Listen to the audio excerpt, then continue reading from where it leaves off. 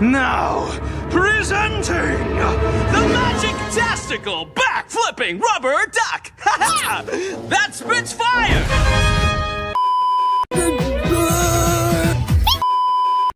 Daughter calling? Oh! Hello, Charlie. Hey, Char. No, that's not good. Oh, this is the first time she's called you in years. This has to be perfect. Hey, bitch! Oh, hey, whoa, Kiki.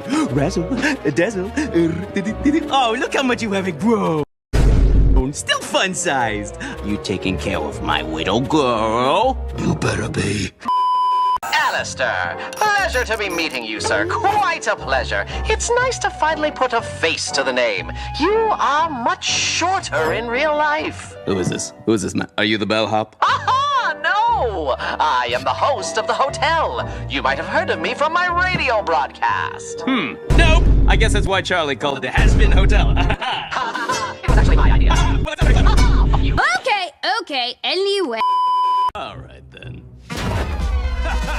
Looks like you could use some help from the big boss of Heaven's Hell. Check it out, he's on your views on Yelp. 5 $5, free to free.